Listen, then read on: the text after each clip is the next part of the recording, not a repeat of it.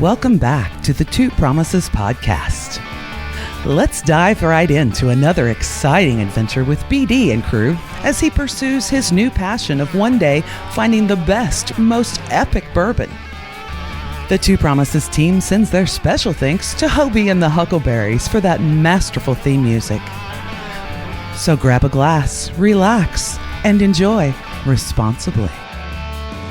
Baby says she's leaving if I don't stop drinking wine. So I switched to whiskey, now I'm feeling fine. Drinking that smooth, smooth whiskey. No more wine. I like straight bourbon. Baby, you try the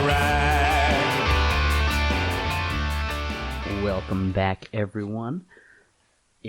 I'm super excited to record this episode. It's something I've been wanting to share for a long time, and I'd kind of had it in my mind to kind of it more be of a group discussion or a group talk where I was talking with someone who was kind of starting the plan with me or following the plan with me, and just asking them about their results and what they were feeling as we went through the episodes. But as we all know, life happens, and it's really difficult to kind of schedule time for different things like recording episodes.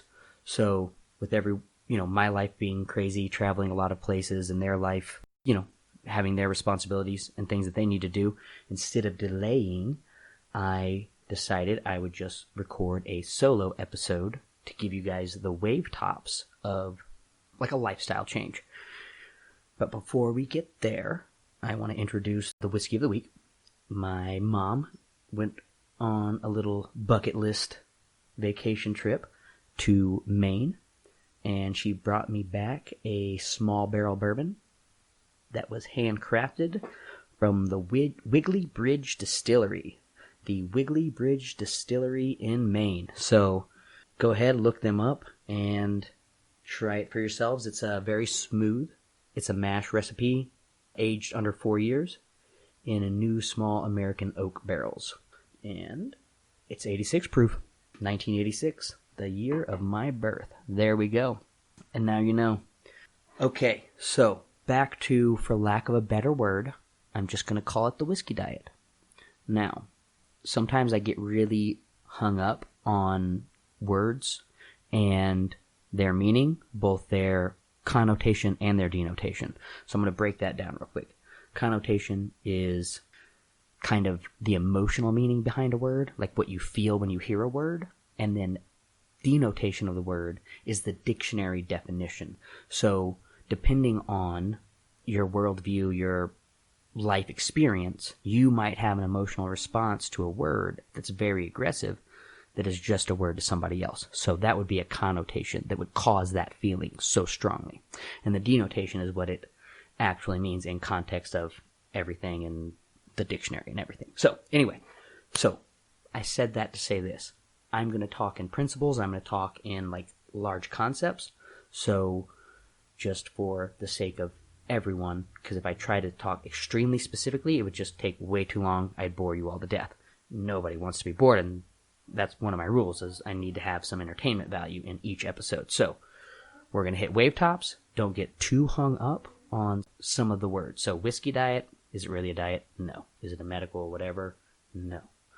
Do I know a lot of things about medicine, physiology, sports medicine, fitness? Yes. Has everyone asking me how I completely changed my energy levels, my physique in like 4 months? Yes. Everybody's asking. Everybody's curious. So that's why I'm wanting to get this recorded for all of you.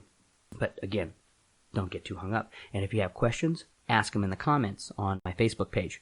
That's where or even in Instagram. Facebook or Instagram. I have more people there on Facebook. But just drop the comments. You got questions? You want me to clear anything up? I'd be happy to do an episode. So, to get started, if you've been following my socials, you might know what some people are asking me about. So I just want to start with, and just imagine, if you could eat literally anything you wanted, and you had reserves of energy levels that you never believed were even possible, and you don't even have to completely change your grocery shopping list. You don't have to spend countless hours in the gym. You don't have to watch 15-minute long YouTube ads where some guy drones on and on about what foods kill testosterone or blah, blah, blah, blah, blah, blah, whatever. You've all seen them, right? And maybe you've, gone to those people and you paid them tons of money or a little bit of money, or, maybe they did you a favor and they did like an exchange system where they helped you do meal plans or a fitness plan or a strategy, and you guys did like a barter system or something. Who knows? I've tried a lot of different things. Maybe you guys have too. So I'm just giving you some examples of some things that I've tried in the past and that didn't really work for me. And a lot of times people will say things like you have to pay attention. And I think that you're going to pay regardless, honestly. So I think it's important to get very clear with what you want to pay attention to that supports your goals, and then cut out the other distractions. Otherwise, everybody's going to try to tell you the exact same thing, and I don't know. Maybe you'll get there, maybe you won't. So here's my challenge, is I want to make this as simple as possible for a broad audience. Now again, don't take this as medical advice. I'm not a doctor. Proceed at your own risk. If anything seems scary or uncomfortable, of course, consult with a physician. But what I'm going to, again, tell you is how you can literally eat whatever you want, whenever you want, feel great, have tons of energy, and it not being some crazy, painful, completely changing lifestyle. But there is a warning. There are also consequences. Anytime you go to a new level or you improve yourself or whatever, there's going to be consequences, good and bad, right? So some of the negative consequences I ran into that I'd like to warn you of is that once I started unlocking this energy within myself and like this passion, and I started getting really clear with what I wanted and how I wanted to feel healthy and be healthy and help other people be healthy and kind of heal myself internally, externally, and the things around me. And then I got all this energy. Well, everyone thought that I was either crazy, strung out on meth or some crazy drugs, or completely drunk or drugged out of my mind.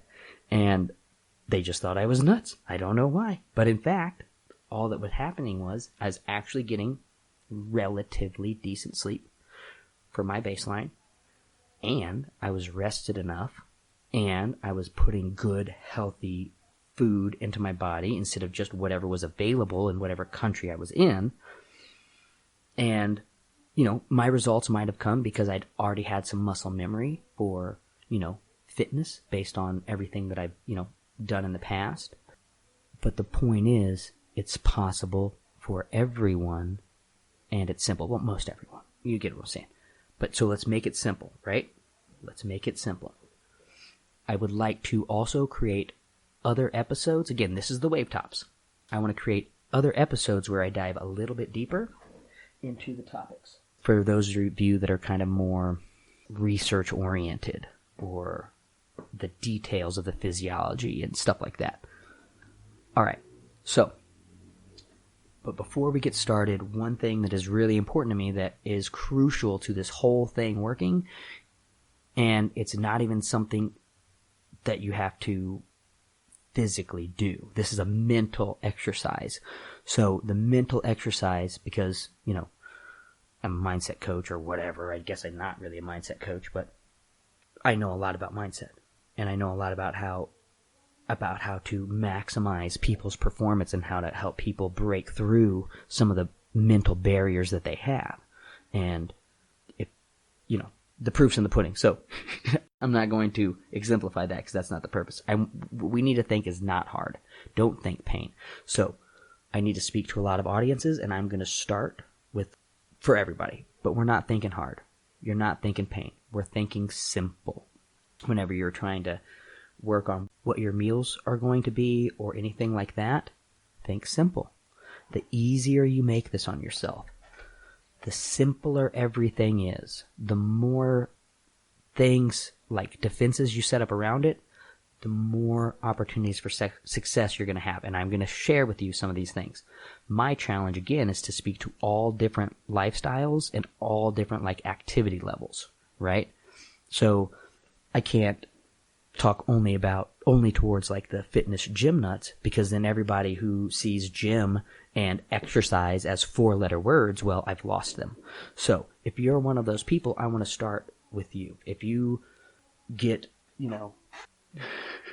if you're one of those people that say you just hear the word exercise or think gym, you cringe, you're already clamming up, your heart's already starting to go fast, like you're already going to the gym because you're like, oh no, I don't want to do that. And and if that's where you're at, you've lost before you've even started, because you've been there so many times. You've tried it from that angle so many times, and you've always lost. So you're like, well, I'm just going to grab another bag of chips and a Coke, and I'm just going to enjoy the show. I'll watch everybody else do it. If you feel that way, just cut it out of your mind. There's hope.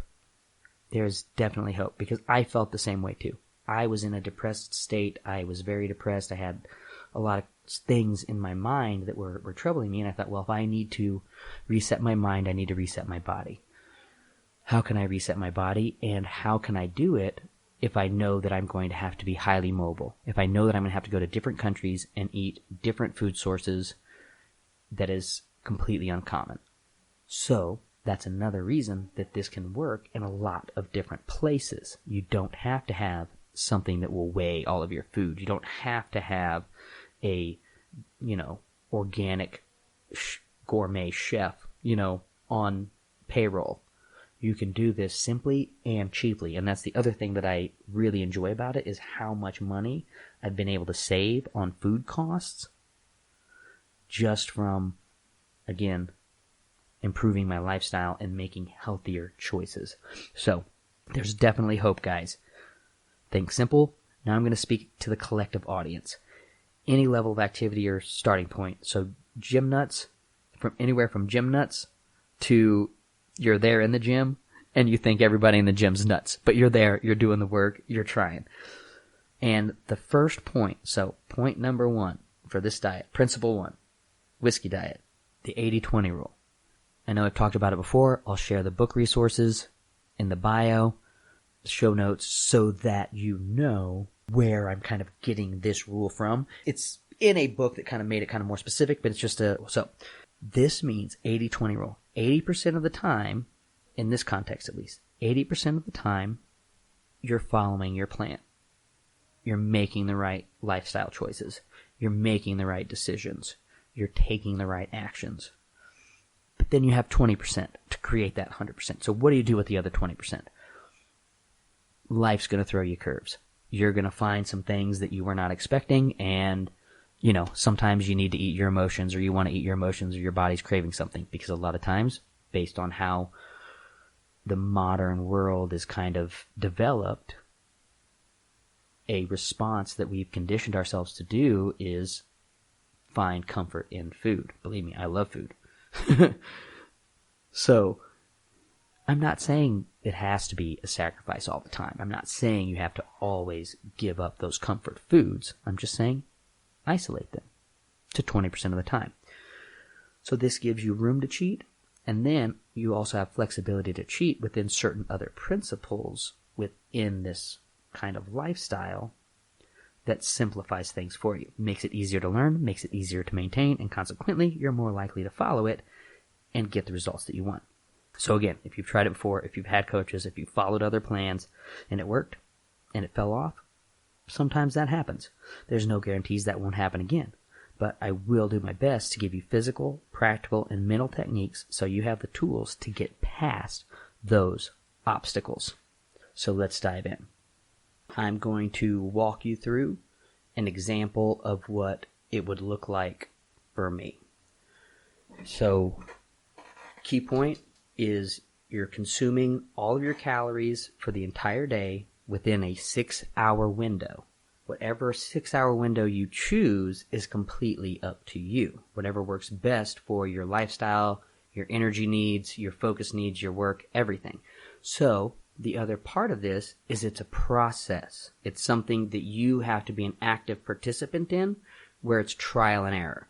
The first 6-hour window you choose may not be optimal for you. So, if you've got a lot of resistance, just reach out to my group, right there, the community. Questions, happy to answer them. Messages, happy to answer them, right? If you have questions, sticking points, I can offer quick tweaks if I have a little bit of information. But I also need to know that you're 80% compliant with the program to offer the tweaks. So, 6-hour window. My 6-hour window is between 2 p.m. and really 10 p.m. So I cheat a little bit. But it's something that I'm working on, is narrowing that down. And here's the thing. Once you start to get into a rhythm, it doesn't have to be as specific. That's the beauty of it. See, I promised you that you could eat what you wanted, feel great, blah, blah, blah. But you have to do this to get there. And I'll tell you why. Eventually, you can let more things slip. But you need to be very conscientious to maintain 80% compliance consistently for like at least 3 months, I would say. Everybody's different. And you're going to have some ups and downs. We'll get into those later. But, so, 6-hour window. Mine is 2 to 10. And I'm working on slimming that down because now that I'm learning more about my personal medical things that I have going on and ways to kind of improve myself, I'm going to tweak mine. So again, remember, it's an active process. But you want to keep those principles in mind and stick to the principles and adjust as needed. So, principle 1, all calories within a 6-hour window, or the majority of the calories. We're going to get into your ways to cheat, your safe ways to cheat. The other principle that you need to know is sugar, for the purposes of this lifestyle tweak, the whiskey diet, is Satan. Sugar is Satan. And I'm not trying to turn this into some good versus evil thing. So again, that's why I said don't worry too much about the actual words and any ideologies that people might, lose their mind over. Sugar is bad for you right now. And carbohydrates, if sugar is Satan, carbohydrates are sneaky sugars. Because carbohydrates, at the molecular level, once they're digested, they're going to be treated within the body like a sugar. So, what I do is, I wake up, it's important to drink water. First thing, one of the first signs of not having enough water in your system, in other words, being dehydrated, it's a fancy word for not having enough water, is dehydration. So, one of the first signs of being dehydrated is actually feeling hungry. So, another little challenge for those that maybe don't want to dive completely into this whiskey lifestyle, maybe just start with, every time you start feeling hungry, drink a glass of water, and see if that subsides, give it some time, see if that subsides the hunger, you know what I mean? And play that game a little bit, and then give in to the urge to consume food or calories. So just little things that, if you're just consistent with, can make dramatic differences in your life over time. So, wake up, make sure I get some water in me. That's going to help my brain because it's been working hard while I'm sleeping. My body's been doing things while I'm sleeping. So, give it a little bit of love. And then I have black coffee. Some people like coffee, some people don't. Tea, but you're not really going for anything with sugar in it. So don't put sugar in your coffee. Don't put cream in your coffee. And then now you're in your morning routine. Insert preferred exercise window, at least for me, somewhere in here, in this morning routine area. So right after coffee, after water, coffee, either I work out or I get my mind right, I work out. It just kind of depends on what I need to do that day. So it's also a cheating window, right? So if you're waiting until 2 and you grab some trail mix before you do your workout, you know what I mean? Let your body kind of adjust. Again, avoid those sugars. You can, if you want some alternatives, I would go for some healthy fats and meats. You can also go for avocados, olive oils. All of these things are really good. My personal favorite is just bacon and avocado, and then I'll zest the avocado with some lemon juice, and I'll add some salt to it. And I've got a protein, I've got a fat, and I've got just this avocado, which is so healthy in everything that it can do. So it's literally one of my favorite foods. And then whenever you're looking at olive oils, there's a great book. I believe that the one that I got this little bit out of was Grain Brain. I'll have to double check, but we'll put it in the notes. Again, Grain Brain. And it talks about olive oils and like how you can tell the better olive oils for having those properties. And they're very earthy. And so I found some cold pressed olive oils recently, and that's what I've been using. And me, I'll even gargle it, drink it, just do different things like that, let it set at the back of my throat. Because now is where I want to just make another quick shift, like framework shift, because we want this to be fun, right? We don't want this to be boring or like painful. Again, we're getting all those words out of our head. So whenever you start hearing those again, whenever you start saying those again, you got to replace them with something better. You got to replace them with something not painful. Make it fun, right? So here we are. We're going to have fun. So think of sugar or carbohydrates as sandpaper. Whenever you eat that, just think about once it goes into your bloodstream, that instead of it, if it's too much of it, which there is in the modern diet, then it's going to act like sandpaper on the inside of your blood vessels, your arteries, your veins, all of this subway system within your body that brings good nutrition and oxygen to the cells so that they can do everything they need to do. And it also transports all the waste out. So if you want to think of the body as like a city and each cell is a house, you have a delivery service that brings you everything that you need, but you also need to send the trash out as well. Otherwise, you're going to collect too much junk. And that's just from energy loads. Like every time you flex your muscles, you have to get waste products out. We could go on and on. So I'm not going to go down that rabbit hole. That's whenever we get into one of those isolated lessons or episodes where I go specifically to say that topic. So if carbohydrates and sugars are sandpaper, and it stands to reason if we've been overloading our system with sugar and creating some long-term chronic problems, almost as if there were some medical experience done at a psychiatric institute that were not published for 15 years to hide the negative consequences of a very popular low cholesterol diet that has been touted by physicians for decades. Why did they not publish those results for 15 years? Great question. I don't have that answer, but I would say there might have been some ego involved. I don't know. Never met the guy. Already don't like him. Don't like the cut of his jib. You know what I'm saying? I don't think I really need a reason for somebody who would do something like that. We'll post some more stuff for that in the show notes too, so you can see for yourself. Or you can read Genius Foods. They talk about it in there. All right. So those were my favorites. Other things you can do. Vegetables. You're going to want to try to avoid potatoes right now, but Brussels sprouts, spinach, kale, broccoli, cauliflower, carrots, all of these things are great. They even have these like little mashed up avocado things already that you can just spoon out and go. But again, these should be limited. You don't want to just overload yourself on vegetables because again, you're trying to only consume the majority of your calories within that 6-hour window. So if you can't make it that long, grab yourself a handful of a healthy snack, a healthy alternative. And again, get rid of all the bad temptations as possible and don't buy them whenever you go next. I like to have something there just so I know it's there in case of emergency, like a fire extinguisher, break glass in case of emergency. I'll have some of those things on hand. That way I don't have some anxieties and some other things about lack or want. See what I'm saying? I know it's there, but I'm disciplining myself to not reach for it immediately every time. Okay, so now let's talk about some other really awesome things that happened for me whenever I started doing this. I've had a complicated relationship with food. Because of my lifestyle, my work, I've always been very mobile.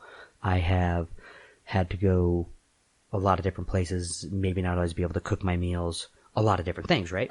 And cooking for one, shopping for one, all of that stuff is always pretty complicated. So if you're in a traditional mindset where you believe that you're supposed to eat breakfast, lunch, and dinner, and then you have all of the prep, cleaning, etc. of all of these things, it can become very overwhelming for anyone, really, and especially if you're like just by yourself doing literally everything, head of house, everything, right?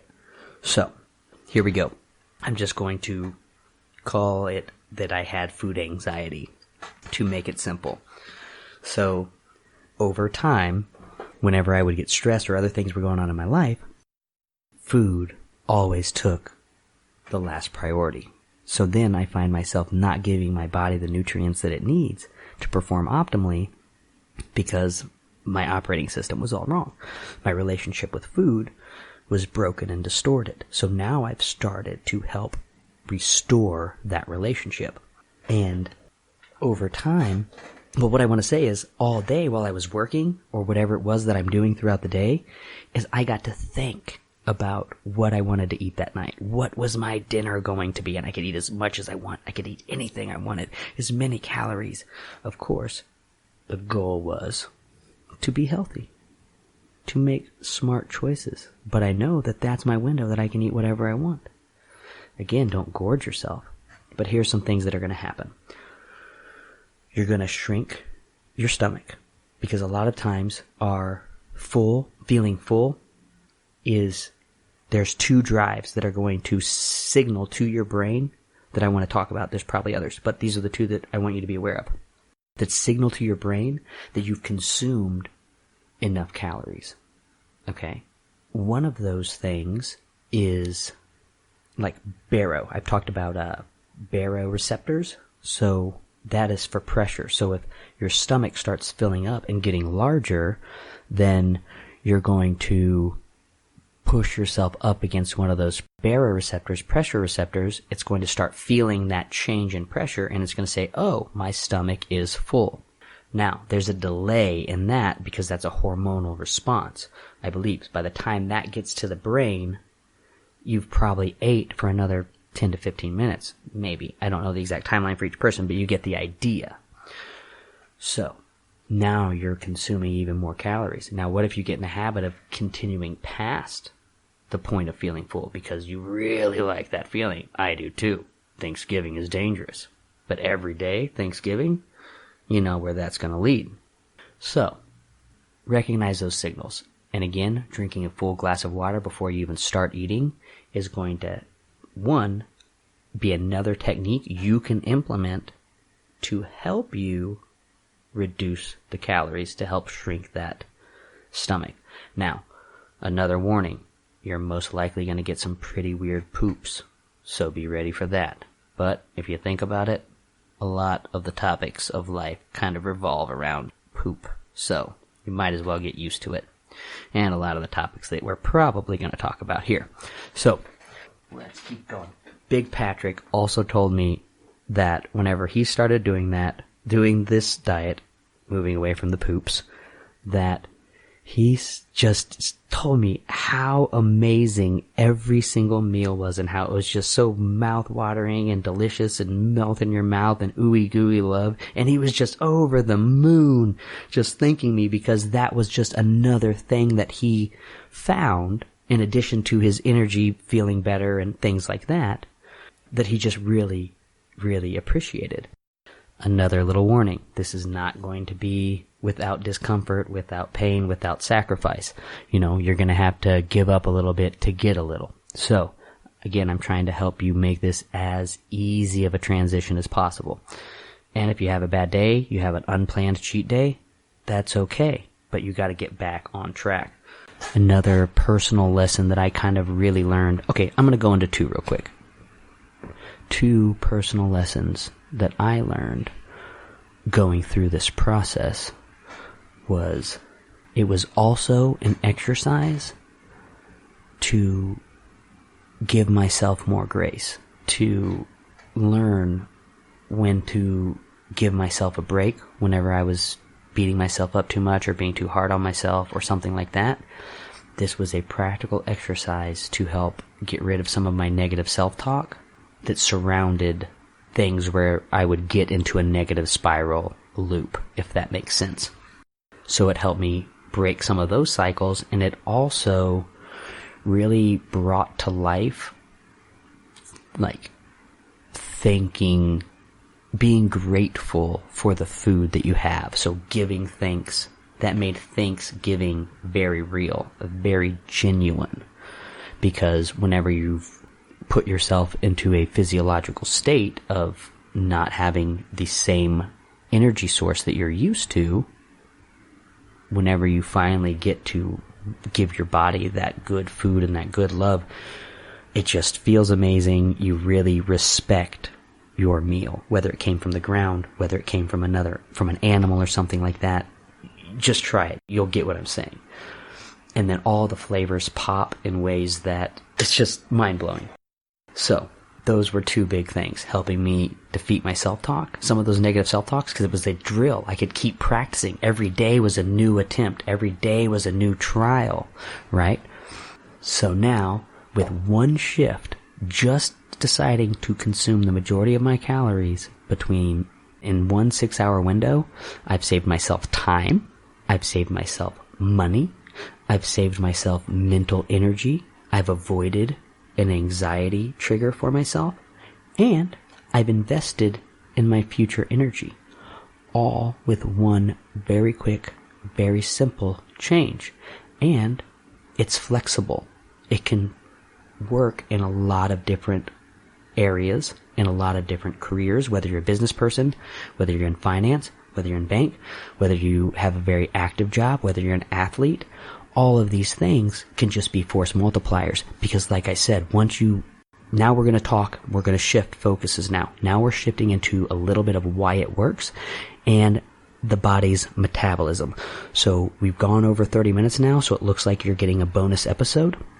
So let's shift into, actually this is probably going to be a 2-part episode. So we're going to shift into metabolism.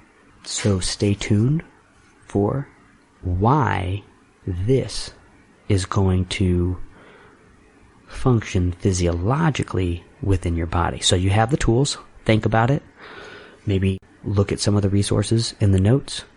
Drop some questions. Drop some comments. Anything that doesn't make sense, I'd love to clear up. And in the next episode, we're going to go into metabolism. Now I'm going to give you a little teaser. The reason you're doing all of this is to change the body's preferred source of fuel or energy. Right now, the modern diet has created a dependency on these sugars. So our bodies are addicted to them like one could be to, say, cocaine or alcohol.